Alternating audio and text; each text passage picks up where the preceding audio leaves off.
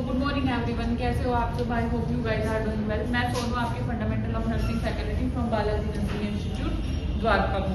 जैसे कि आपको पता है हम फंडामेंटल पढ़ रहे थे, जिसमें हमारा कम्युनिकेशन वाला चैप्टर चल रहा था। उसी में आगे है हमारा पेशेंट टीचिंग। ठीक है, पेशेंट टीचिंग या फिर पेशेंट को एजुकेशन जो आप देते हो, पेशेंट को उसकी हेल्थ के रिगार्डिंग जो भी आप बताते हो, ठीक है, वो सब किसमें आता है? हमारा पेशेंट टीचिंग में आता है। तो शुरू करते हैं। Patient education is the process. Patient education या पेशेंट टीचिंग एक प्रोसेस होती है जिसमें हम इंफॉर्मेशन प्रोवाइड करते हैं पेशेंट को, ठीक है। और इस इंफॉर्मेशन का क्या पर्पस होता है? ताकि जो पेशेंट है उसकी स्किल्स को वो क्या कर सके, पेशेंट अपनी स्किल्स को इम्प्रूव कर सके, ठीक है। और उसकी अपनी हेल्थ के रिगार्डिंग उसकी नॉलेज क्या हो सके, इम्प्रूव हो सके। देखो, ये एक प्रोसेस है जिसके अंदर इन्फ्लुएंस द पेशेंट्स बिहेवियर। हम टीचिंग करके या एजुकेशन देके पेशेंट के बिहेवियर को क्या कर सकते हैं, चेंज कर सकते हैं। To affect changes in knowledge, patient की नॉलेज हम चेंज कर सकते हैं। उसका हेल्थ के रिगार्डिंग जो एटीट्यूड है उसको हम चेंज कर सकते हैं। And skills needed to maintain health, और उसको अपनी हेल्थ को मेंटेन रखने में कौन कौन सी स्किल्स की नीड है, ठीक है, वो भी हम किसके थ्रू इम्प्रूव कर सकते हैं? पेशेंट टीचिंग या पेशेंट एजुकेशन के थ्रू कर सकते हैं। समझ में आया? पेशेंट टीचिंग एक प्रोसेस है जिसके अंदर हम इंफॉर्मेशन प्रोवाइड करते हैं किसको, पेशेंट को, पेशेंट के बिहेवियर चेंज करने की रिगार्डिंग, ठीक है, उसका हेल्थ को लेके कैसा एटीट्यूड है, ठीक है, उसको अपनी हेल्थ को कैसे मेंटेन रखना है, ये सब हम किसके थ्रू पेशेंट को बताते हैं? पेशेंट एजुकेशन या पेशेंट टीचिंग। समझ में आया? नेक्स्ट है कि हमारे जो पेशेंट टीचिंग होता है इसके क्या पर्पस होते हैं। फर्स्ट पर्पस है हमारा assist in prevention of illness और प्रमोशन ऑफ वेलनेस। इसमें देखो, हम पेशेंट को एजुकेशन इसलिए देते हैं ताकि वो डिजीज से प्रिवेंट हम उसको कर सके और उसकी हेल्थ को और अच्छा कर सके, ठीक है। प्रिवेंशन मतलब रोकना, जो बीमारियां होने वाली है उनसे कैसे उसको, पेशेंट को रोक सकते हैं एजुकेशन देके, और उसकी हेल्थ को और अच्छा कैसे सुधार सकते हैं, वो हम किसके थ्रू करते हैं? पेशेंट टीचिंग या पेशेंट एजुकेशन के थ्रू, ठीक है। उसके बाद है care for self at home before नहीं आफ्टर डिस्चार्ज आएगा, ठीक है। यहाँ पे अब पेशेंट क्या करेगा?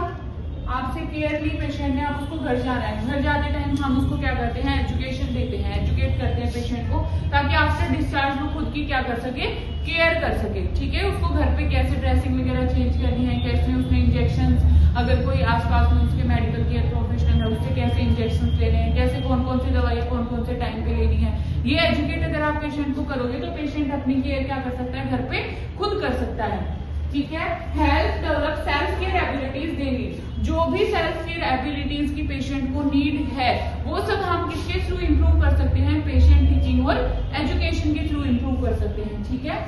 Maximise their functioning and quality of life. अब अगर हमने पेशेंट को अच्छी एजुकेशन दी है उसकी हेल्थ के रिगार्डिंग, उसकी प्रॉब्लम के रिगार्डिंग, तो उसकी जो डे टू डे लाइफ में उसकी फंक्शनिंग क्या होती जाएगी? इंप्रूव होती जाएगी, और उसकी क्वालिटी ऑफ लाइफ भी क्या होगी? अच्छी होगी, ठीक है। Faster recovery from trauma or illness with minimal or no complication। अब पेशेंट को जो भी प्रॉब्लम है उससे उसकी जल्दी से रिकवरी होगी। जो भी ट्रॉमा की वजह से उसको कोई कॉम्प्लिकेशन वगैरह आए हैं उनसे ज्यादा जल्दी जो पेशेंट है वो क्या कर सकता है? रिकवर कर सकता है विद नो कॉम्प्लिकेशन और मिनिमल कॉम्प्लिकेशन, मतलब लेस से लेस कॉम्प्लिकेशन उसको होंगी। अगर पेशेंट को खुद की हेल्थ के बारे में, खुद की केयर के बारे में अगर पेशेंट को पता है तो कॉम्प्लिकेशन होने के चांसेस बहुत क्या हो जाते हैं? कम हो जाते हैं, ठीक है। ये हमारे क्या थे? पेशेंट टीचिंग के पर्पस। ये क्वेश्चन आपसे कैसे पूछा जाता है? पेशेंट टीचिंग क्या होती है, एक्सप्लेन करो। तो ये एक प्रोसेस होती है जिसमें हम पेशेंट को एजुकेशन देते हैं उसकी नॉलेज को इम्प्रूव करने के लिए, उसकी स्किल्स को अच्छा करने के लिए, उसके एटीट्यूड को चेंज करने के लिए, उसके बिहेवियर को चेंज करने के लिए। समझ में आई डेफिनेशन? उसके बाद आपसे पूछे जाते हैं पर्पस क्या होते हैं, मतलब हम क्यों कर रहे हैं, ताकि हम पेशेंट के अंदर इतनी एबिलिटी को डेवलप कर दें कि पेशेंट खुद की केयर क्या कर सके, खुद से कर पाए, ठीक है। सेल्फ केयर एबिलिटीज पर्सन खुद अपनी वो कर पाए, ठीक है। और मैक्सिमम उसकी जो बॉडी की फंक्शनिंग है वो इम्प्रूव हो जाए।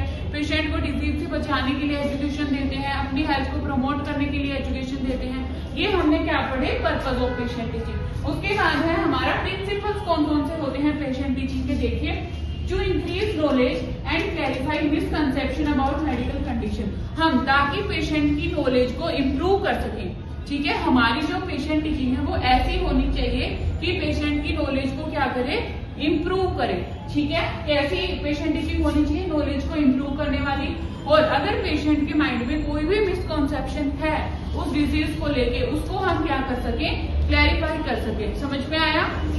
आपकी पेशेंट टीचिंग कैसी होनी चाहिए, इफेक्टिव होनी चाहिए, जिससे कि पेशेंट की नॉलेज क्या हो, इम्प्रूव हो और उसके माइंड में जो भी मिसकॉन्सेप्शंस हैं वो क्या हो जाए, क्लियर हो जाए। ऐसी पेशेंट टीचिंग आपने प्रोवाइड करनी है। उसके बाद है implement new behaviour to adapt to medical condition and physical limitation. अब पेशेंट को जो भी उस डिजीज की वजह से, ठीक है, फिजिकली कोई डिसेबिलिटी हो गई है, कोई ऐसी मेडिकल कंडीशन है, उसमें पेशेंट ताकि इंप्रूव कर सके, उसकी इंप्रूव करने में ऐसा बिहेवियर हमने इम्प्लीमेंट करना है ताकि जो भी फिजिकल लिमिटेशन उसके साथ हुई है, जो भी मेडिकल कंडीशंस हैं, उनके साथ पेशेंट क्या कर सके, कोप अप कर सके।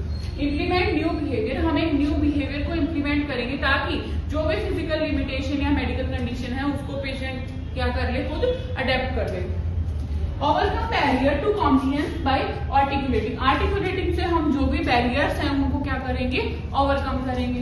ठीक है, जो master behaviour changes required to implement and continue with treatment plan. देखो हमारे पास बिहेवियर को चेंज करने के लिए क्या चीज की रिक्वायरमेंट होती है, हमको जब भी हम किसी पर्सन का बिहेवियर चेंज करते हैं या कुछ भी इम्प्लीमेंट करते हैं पेशेंट के ऊपर, तो हमें क्या करना पड़ता है, हमारे पास एक पूरा प्लान होता है। ठीक है, हमें कंटिन्यू करना पड़ता है जो भी पेशेंट का ट्रीटमेंट प्लान है वो।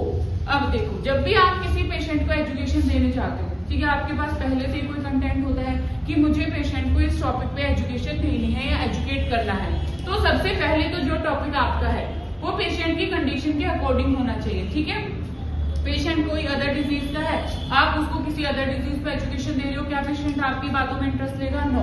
तो आपका जो कंटेंट है वो रेलिवेंट होना चाहिए पेशेंट की कंडीशन के अकॉर्डिंग। ठीक है, और सिंपल वे में होना चाहिए, शॉर्ट टॉपिक आपका होना चाहिए एजुकेशन का, और सिंपल से सिंपल वर्ड्स आपको क्या करने हैं, यूज करने हैं ड्यूरिंग एजुकेशन। ठीक है, अब आपने जो भी एजुकेशन वगैरह पेशेंट पे अप्लाई करी, ठीक है, उसका आपको लास्ट में ये भी देखना पड़ेगा कि उसका इवेल्युएशन क्या है, पेशेंट को आपकी टीचिंग से कुछ इम्प्रूवमेंट हुआ है या नहीं हुआ, आपने जो एजुकेशन दी है पेशेंट का, आपकी एजुकेशन का पेशेंट के ऊपर कोई इफेक्ट आया है कि नहीं आया। ठीक है, तो ऐसे होती है हमारी पेशेंट टीचिंग, इसी को हम बोल सकते हैं पेशेंट एजुकेशन। ठीक है, पेशेंट एजुकेशन ये था। आगे हम नेक्स्ट वीडियो में इससे आगे का डिस्कस करेंगे। Thank you so much.